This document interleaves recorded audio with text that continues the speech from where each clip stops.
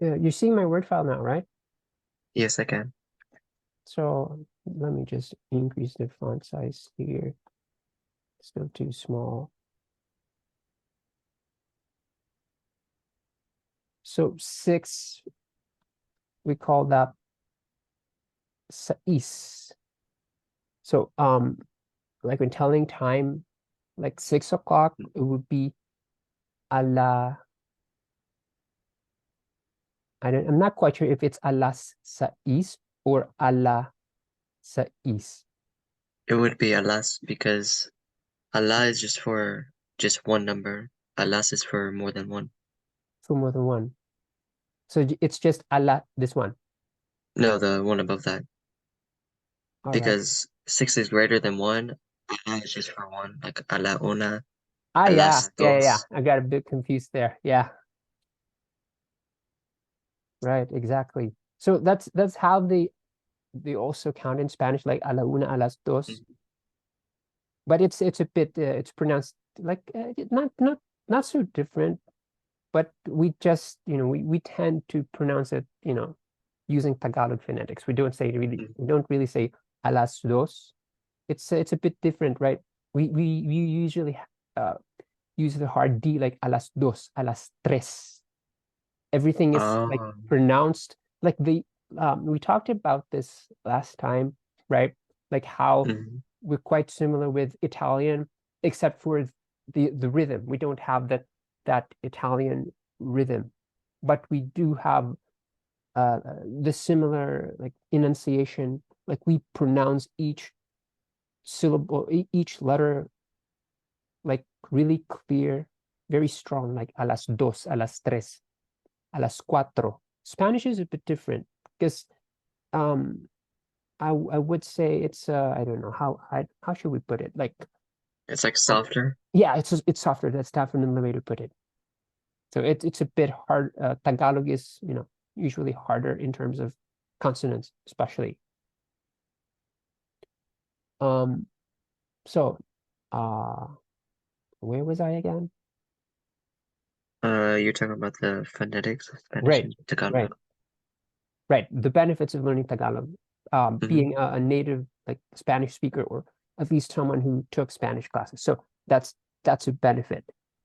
Um, Also, if you're a native English speaker, um, or one who's considerably fluent in English, you'll also have um, like an easier time learning Tagalog because modern spoken Tagalog is not really like pure Tagalog. You'll rarely find people like using that kind of in daily conversations. We actually use Taglish, especially when you go to the cities. Hmm. So no, we don't really. If you watch like some YouTube videos, like YouTubers, vloggers, like challenging Filipinos to speak in pure Tagalog or pure Filipino. Those videos are quite funny because nobody can seem to like speak Tagalog in pure Tagalog. It's always Taglish. Is that because they're so used to speaking Taglish that they kind of forgot some of the words? Not really. Maybe you could put it that way, but it's just that it's been the norm since we've been under since the because we've been under the US for quite some time, right? Like in Hmm. the 40s, right? And during the war. So English also got into the language, much like uh how Spanish got into the language. So it's a melting pot of languages, really. Um, yeah, English, Tagalog, Spanish. Those would be the like core vocabulary of modern day spoken Tagalog. So just to give you a better perspective on what to expect. So uh some people might be expecting that they need to learn like pure Tagalog, but That's definitely not the case. So it's a mix of Spanish, English, and Tagalog, right? Would you still have to follow the grammar in Tagalog? What? Like if you would you still have to follow like the grammar rules and everything in Tagalog if you like use English in it? Yeah. But there's let's use some examples here. Like when talking about the past, we've talked about Hmm. the simple present, and do you still remember that on our Yeah, the previous mug session, mug right? verbs. Right, like Hmm. mag or nag. Nag usually signifies like a Hmm. past action, right? And mag would be Future. the future. And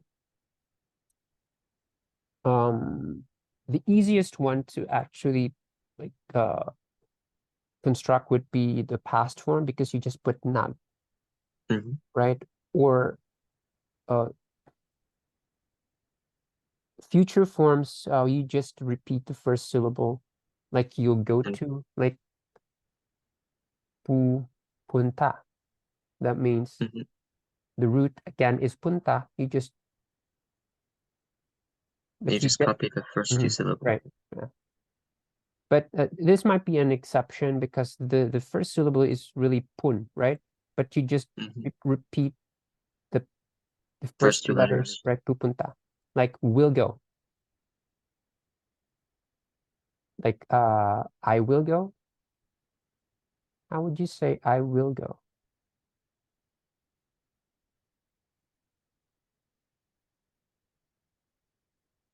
What's the Oh, Tagalog? you're talking. Yeah, Oh, pupunta ako. right. Exactly. Pupunta ako. So that's usually the conversational form, right? The Mhm. formal form would be Ako ay pupunta. exactly. That's the formal form. I don't want you to remember that. I want you to remember this because your plan is to go here, right? In about a year's time. Yes, and actually speak and not sound like a robot. Right, exactly. So I'll teach you, conversational Tagalog and not the form of Tagalog. Okay. So as I promised, I'm going to be using a reference here. So it's from Mhm. a language program that I use to, because I'm trying to learn some European languages, but I actually stopped. Um, but I might resume my self-study for some languages. But right Mhm. now, I'll just use this for reference. Um, uh, English words like possible.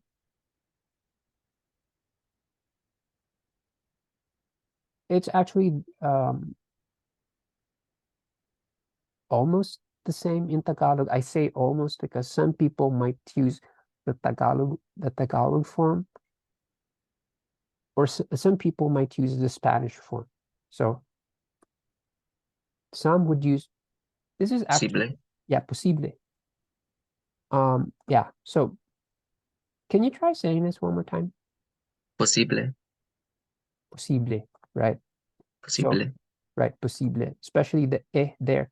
You don't really Mhm. say a, you say posible, Posible. posible, Posible.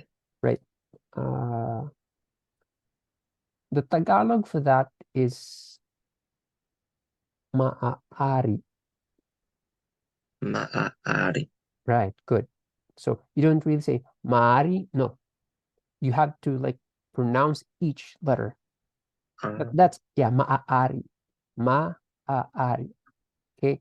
So I think that's the maximum um sequence that you at the most like three. I haven't like come across a Tagalog word that's longer than three letters, like six like successive, repeated. yeah, repeated letters. So that I think that's the most, three repeated letters. Maaari. Um,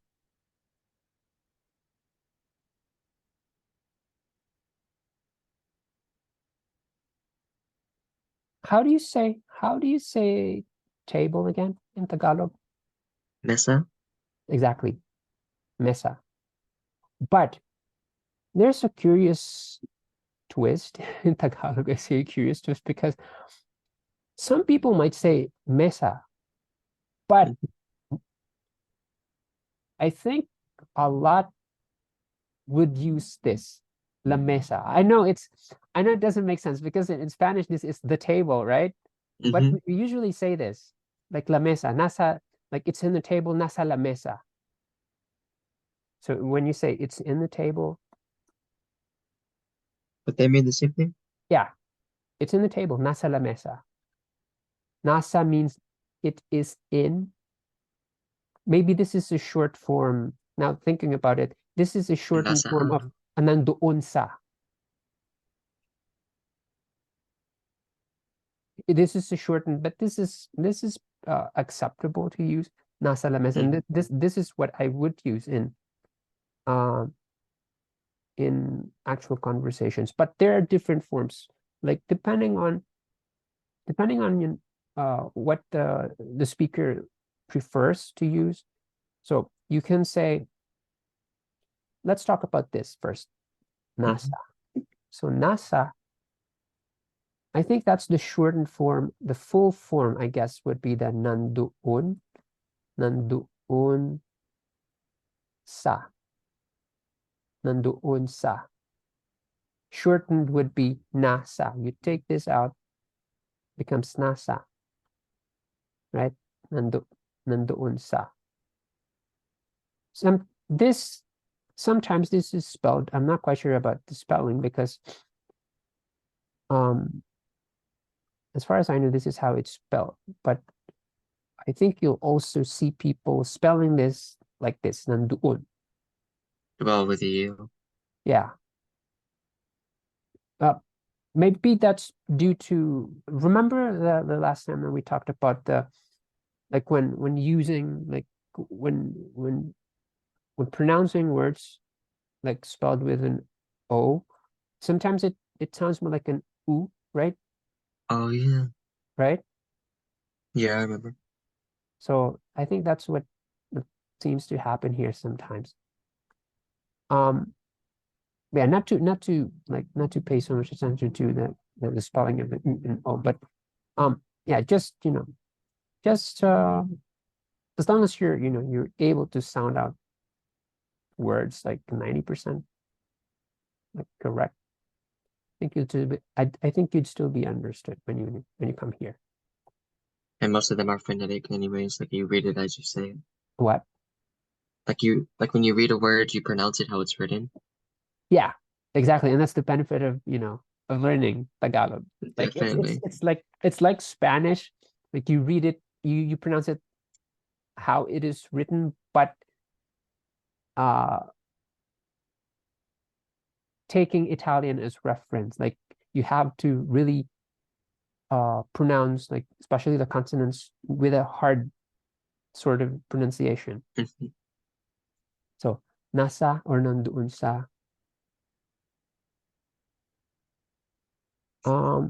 What about this?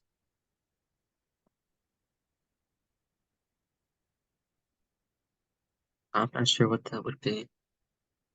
What's the Spanish Comfortable. word? What's the Spanish word for this? I don't know.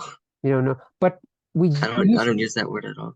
we usually just say comportable, Mhm.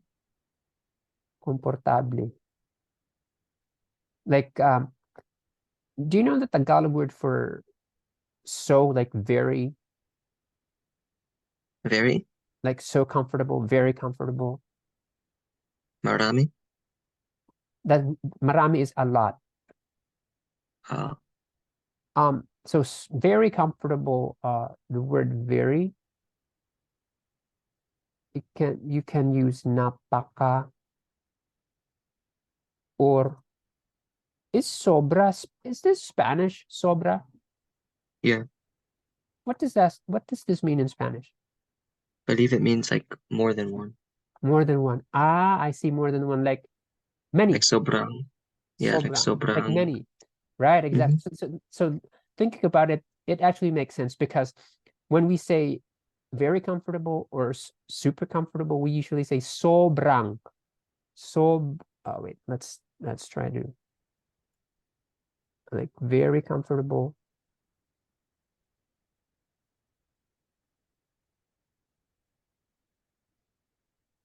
We say sobrang komportable. So see what happens here. I Yeah. added this. So the form would be just for you to maybe have a better appreciation of what's happening here. Maybe this is the original would be sobra na, but it would Hmm. if you use this sobra na, it would sound broken Tagalog. So what usually happens is so rough translation of this would be like very that is comfortable. That doesn't make sense in English, right? So No, it doesn't. what happens is you combine the na with this word here and it becomes sobrang komportable. And that's because it's describing what comfortable is. Exactly. Like Like what that's why I use state? it. Yeah. What how comfortable? Like um I guess this would be considered like an adverb, right? I think it's like an adjective. I'm not Adjective. sure. This is the adjective, comfortable, right? This is Oh, comfortable, but this is I think this is it the like adverb. describes it further. Yeah. This describes it further. Let's take another word for example. Like a beautiful woman, a beautiful. How do you think you'd say this? Magandang babae. Exactly. But the exact Tagalog word for beautiful would just be maganda. But look what happened Oh, there. you didn't want me You to act- add the ng to it? no. That's actually the right translation. Mhm. You translated that perfectly. Magandang babae. But this word in Tagalog, it's just maganda. So it's actually uh, translating this word for word. It would be like isa na, or you could say isa babae na maganda. But again, that would sound like broken Tagalog. So what usually happens is if there's like there's going to be this is called a pangatnig, like a linking. Not really familiar with the technical like the proper definition for this word, but it's called a pangatnig. So it links like words together. So And you always have to have a linker, right? yeah. So this would roughly translate to that is a woman that is beautiful, Oh, right? See, isa means one, a would translate to isa, but again, this could also mean one in Tagalog. It's a bit different in English. You can say one beautiful woman, but that would be the woman that would have an entirely different connotation, right? yeah. As compared to a beautiful woman. So um I hope you're getting what I'm trying to point out here. So isa babae na maganda. So what usually happens is that this would sound like broken Tagalog. So what happens is you take this out. It's acceptable to to take that out. Hmm. And if you reverse the order, it's understood that you're talking about just one woman. So what usually happens is this would be turned into this. You just like flip it around. Right. And it becomes NG. You don't say maganda na babae. Again, you would still be understood, but that would like sound, broken Tagalog. So it's properly translated to magandang babae. Let's try to do another example. Using that for practice, how do you say a beautiful house? Magandang bahay. Exactly. Magandang bahay. A beautiful house.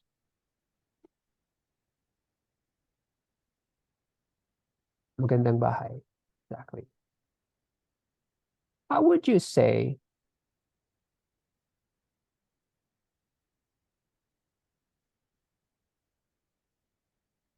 um, I will be going? I will be going. Pupunta Pupunta. Who will go? ako. Right. Ako. Right. Pupunta ako. How would you say, let's add something to that. How would you say, I will be going to a beautiful house tomorrow? Pupunta ako ng magandang bahay bukas. Okay, let's try to deconstruct that. What I heard was pupunta ako ng magandang bahay bukas. You almost got that entire sentence right, except for this. Oh, it's supposed to be sa. Right. So you corrected yourself there. Good work. So pupunta ako sa magandang bahay bukas. But again,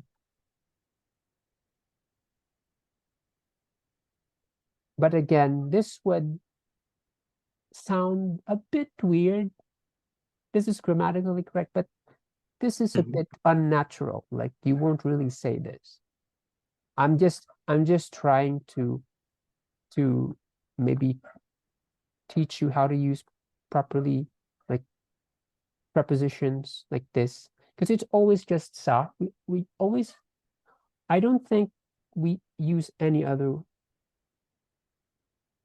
word. I don't think you can call the word nang a preposition. I'm not quite sure, but it's always just sa. Like um the other day I was trying to discuss the concept about preposition to one of my students, and I tried to ask her if she can think of any other way to put like to say in Tagalog phrases like I I'll be there on Monday, or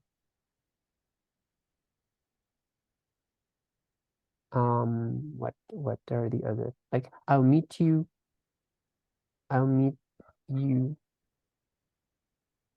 in an hour, or I'll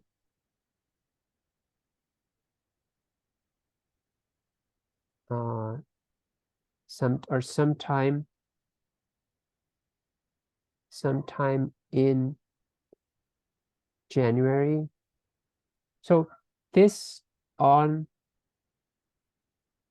or in usually it just translates to sa. So this is a challenge for most Tagalog speakers because we only have this for every like for all of this. So you have to guess based on context. Y- Um, we usually just use this to refer to these phrases, like Mhm. on how to use on how to translate this in Tagalog. This on, in, or even at, like um she's at the office. That's the right phrase, right? Mhm. She's at the office. So it would, how do you think you would translate this in Tagalog? How would you say this in Tagalog?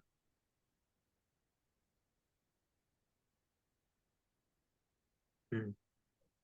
I think So you would start with the word for office first. um it would, in this case, it would be a bit different. You would say, how would you say, let's go back a little bit. This, we use this.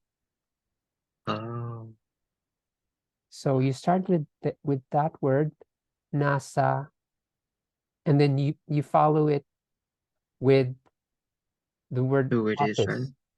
Oh, Word office? office. Is it like Gawanihan or something like that? What? I forgot what it is. It's like I think I heard starts with a K. Kawanihan. I Yeah. heard Kawanihan. That would be like, really, we don't really use that. It might translate to office, but I don't really think. Yeah, we just use the Spanish word oficina. Oh, okay. This is the Spanish word, right? Office. Right. What's the Spanish word for office? That's pretty much it. Oficina, right? And then we just use siya. Nasa opisina siya. This is the most authentic way, I guess, to translate this. So nasa opisina siya. So Nasa always comes before everything else. At least for the conversational, yeah, I think so. Like, she's at the mall, nasa mall siya. But uh, let's talk about this first. So siya, Mhm. it's we just use one pronoun for either gender. So again, it might be, of course, you'll always know what, like, if you're talking about, it's a bit like Mhm. Spanish, right? So it's like, you always know who you're talking about. So you use like the same pronoun for both male and female. So if it's he's at the office, you also It would be the say same it. thing. It would mean this. It would be like, it would be translated like this.